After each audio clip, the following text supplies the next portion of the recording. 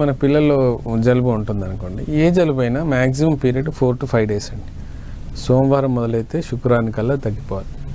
అది తగ్గకుండా 10 రోజులు దాన్ని నానబెడుతుంది, లేకపోతే మనం ఎన్నో యాంటీబయాటిక్స్ వేస్తే తగ్గుతుంది అంటే మన ఇమ్యూనిటీ లెవెల్స్ బాగా తగ్గినట్లు లెక్క.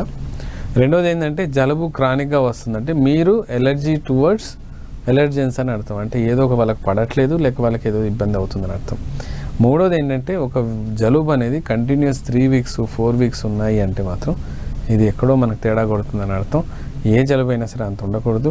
మళ్ళీ స్మెల్ రావటం, వాళ్ళు మాట్లాడుతుంటే పిల్లలు మొహంలో ఆ రెడ్నెస్, కళ్ళల్లో రెడ్నెస్ రావటం, ఇవన్నీ లక్షణాలు కనబడి జ్వరం ఊరికే రావటం, అండ్ కొంత కఫ్, డ్రై కఫ్తో పాటు స్ఫూటం కఫ్ తగ్గినట్టు తగ్గుతుంది, మళ్ళీ రిపీట్ అవుతుంది, ఈరోజు మందేస్తే తగ్గుతుంది, మళ్ళీ రేపటికల్లా వచ్చేస్తుంటుంది. సో ఇవన్నీ లక్షణాలు చూస్తుంటే ఎంతసేపు బ్రాంకైటిస్ అనో లేకపోతే నిమోనియా అనే లక్షణాలు అని కాకుండా మీరు సైనసైటిస్ ఉండొచ్చు అనే ఒక థాట్లో మీరు ఆలోచించి ఒక ఎక్స్రే కనుక చేయించగలిగితే, పిఎన్ఎస్ ఎక్స్రే అంటాం, అది ఒకవేళ చేయించగలిగితే మాత్రం ఖచ్చితంగా మనం ఇది సైనసైటిని ఏమిటనేది గుర్తుపట్టవచ్చు.